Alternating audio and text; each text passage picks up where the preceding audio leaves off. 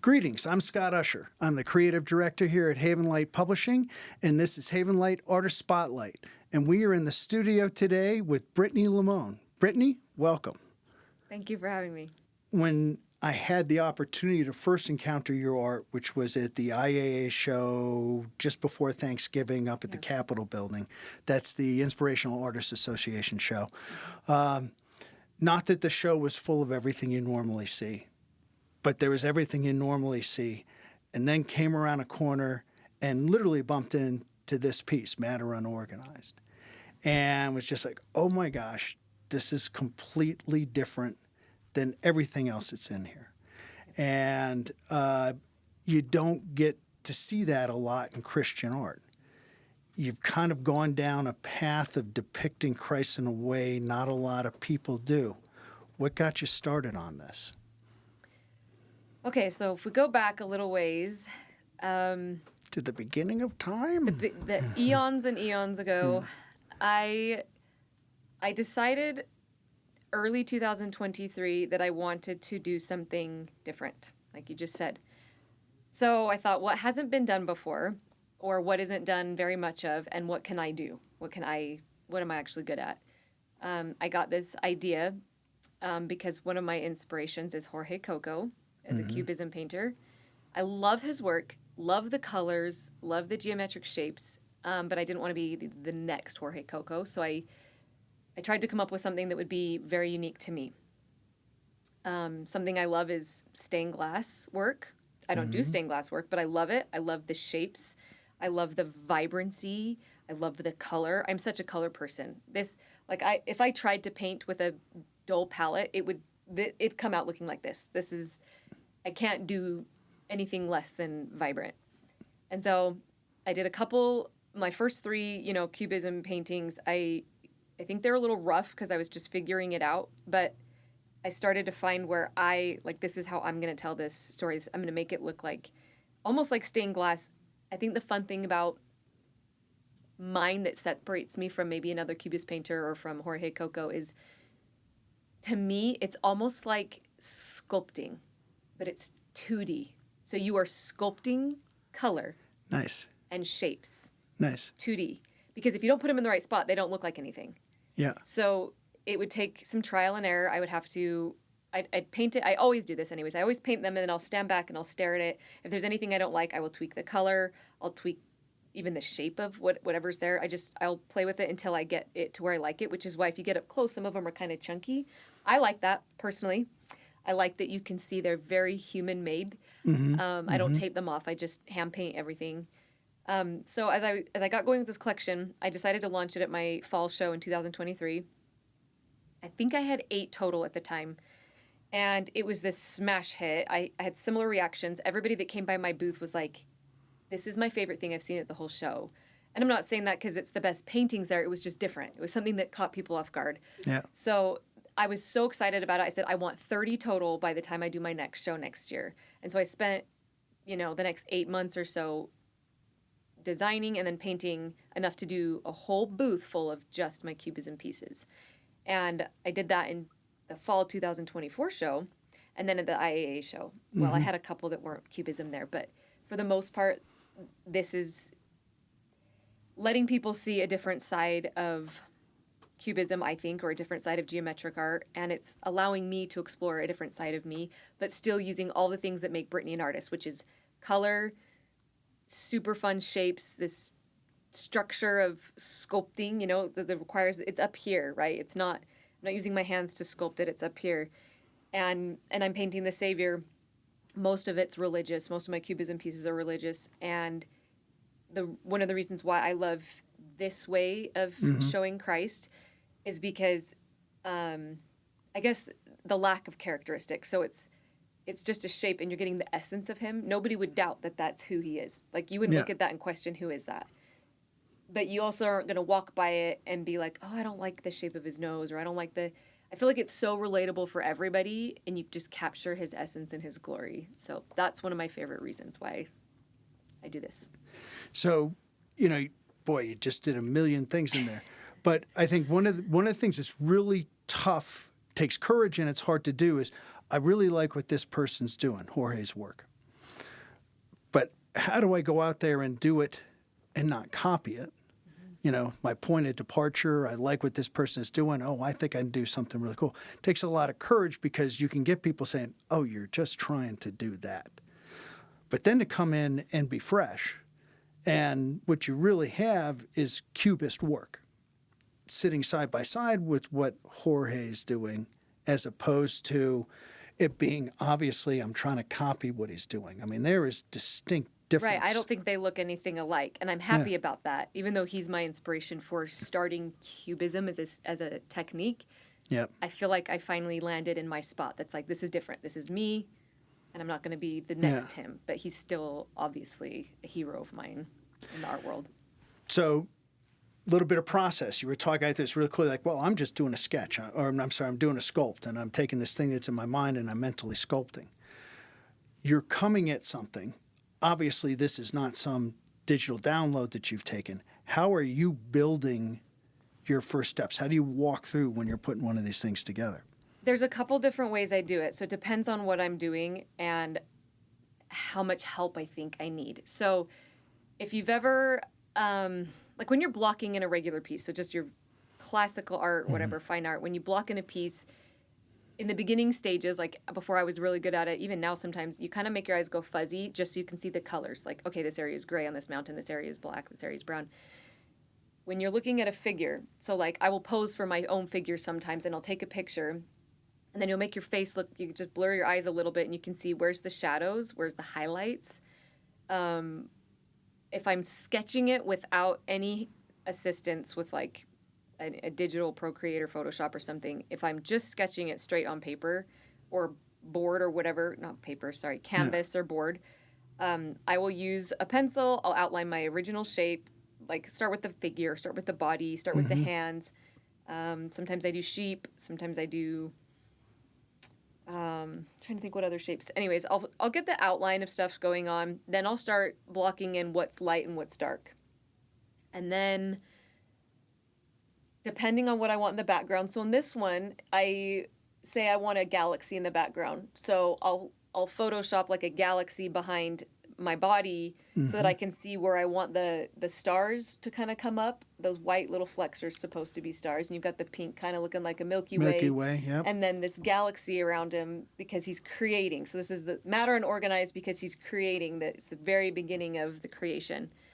So one of the bigger problems you have in translating real life to whatever impressionistic, much less cubic, everything else along those lines.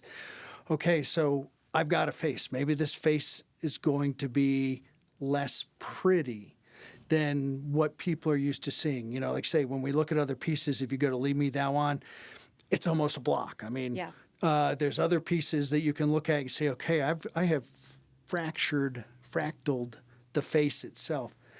Are you going back and forth on that? Is that one pass? It depends on how I want the overall painting to look, I guess. I don't half the time I don't even know until I'm going through the painting, and then I like it, and you're like, okay, it's done, don't touch it. Or I'm like, I want to keep messing with this one. The two personages one, for example, the figures in the background, their faces are very abstract, very blocky. They don't even resemble a human face. I loved it when it was done. I just loved it. I wanted to leave it that way. I think in a lot of first vision paintings, the figures and the lights are kind of enigmatic. So I wanted that. I wanted it to look more abstract. With other ones, I want it to be really distinct. This one, like if you were standing 50 yards away, you wouldn't probably even know that it was cubism. It's so detailed in the face. Interesting. Yeah. Okay. Yeah.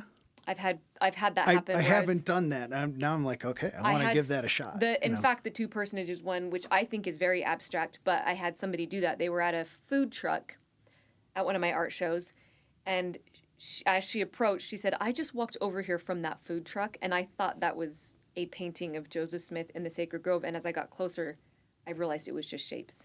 So when she had been 50 feet away at this food truck, the further you get, they start to blur together and you see the picture. But when you get really up close, they're just little shapes. So sometimes I want them very abstract. Sometimes I want them very distinct. So you've got a creation piece with matter unorganized. Title first, concept first.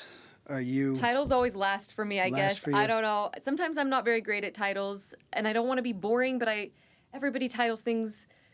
There's so many titles that people reuse. I find scriptures that mean a lot to me, and I try to pick out a sentence from a scripture that tends to be the most, or hymns. Yeah. So sacred hymns and scriptures tend to be where I find most of my titles. Nice. So matter unorganized. Lead me thou on. Lead me Couple thou of on. figures. Yep, you've got this one. I did not originally plan on it being a female adult figure with a child. Again, I was going to have it be the savior walking with a child. They're walking away from the viewer toward the sun. So the sun's on the opposite, they're walking towards the sun. You're looking at the back of them. And as I got going, the female figure, she's mostly blocks. She's very abstract. I don't know what it was. I think just femininity was like radiating from her pose with the child figure.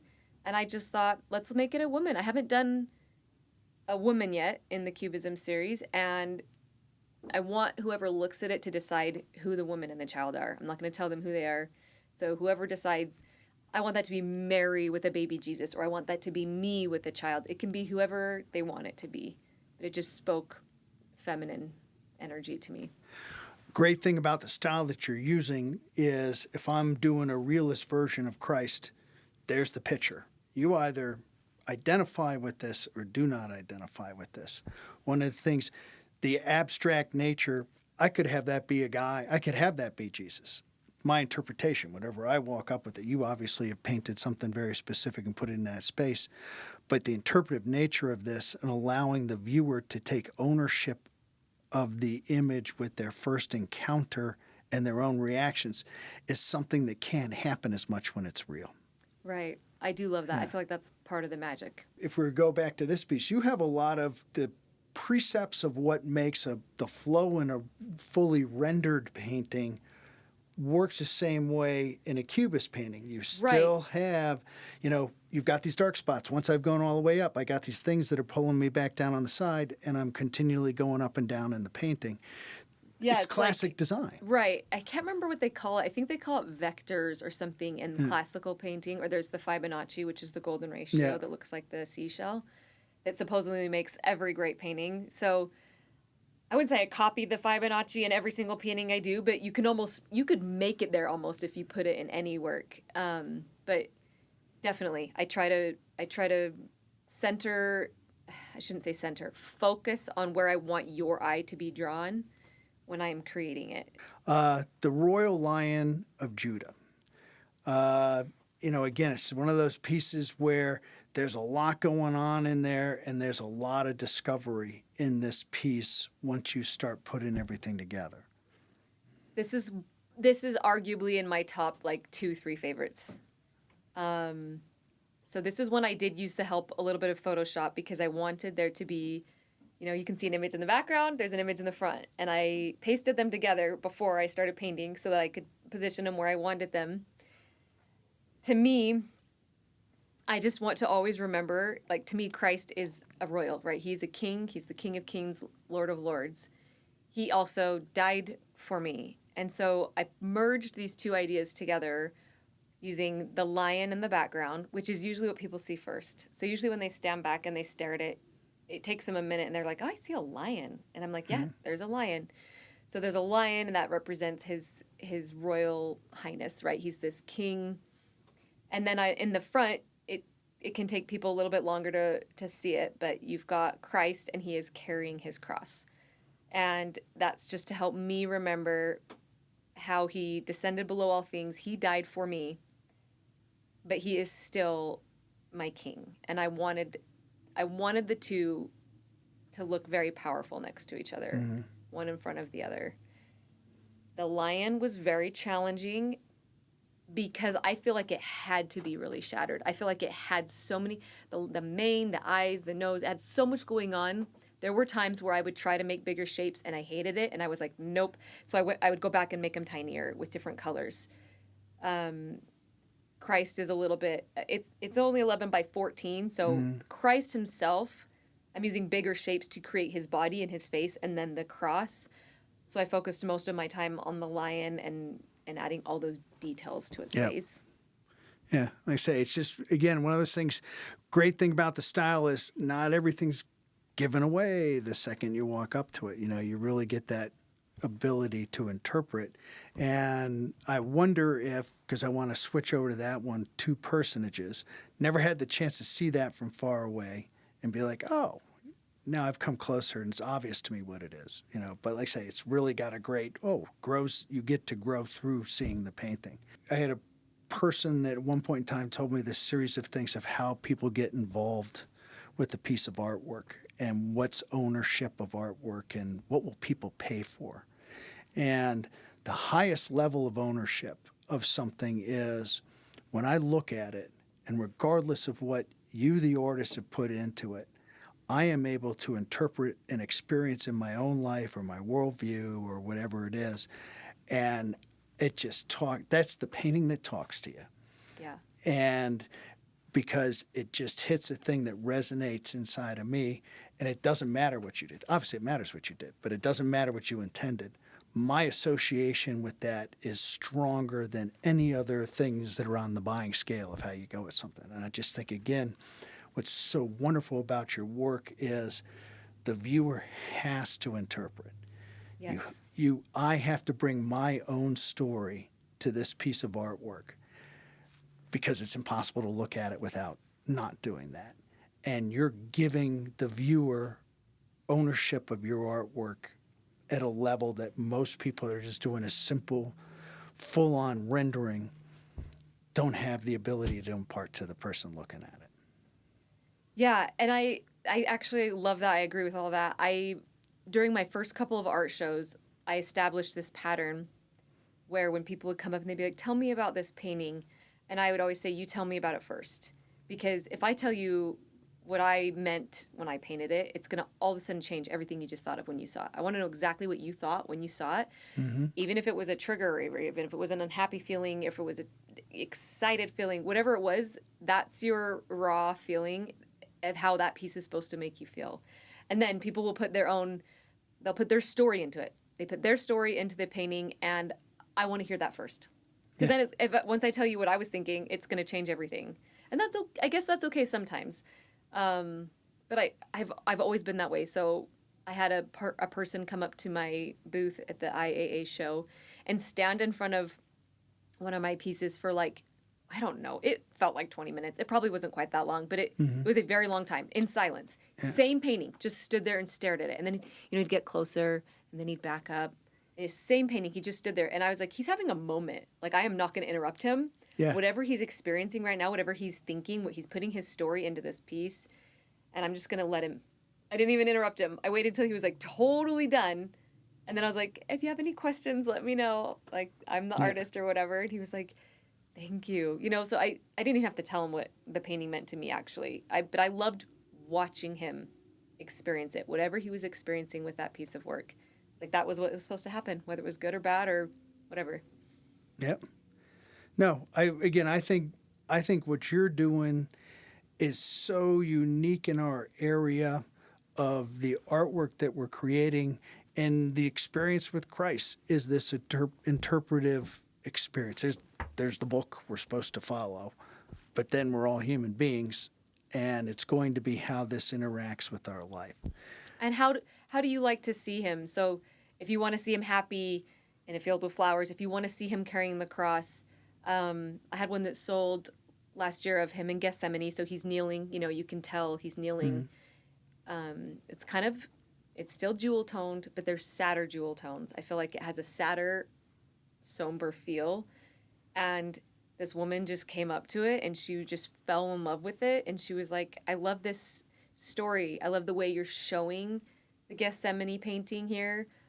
Even though it had a somber palette, you're not seeing him, cry, or it's still abstract enough that she could put her story of how she thought Christ might have looked, felt in there, and she loved it and she bought it.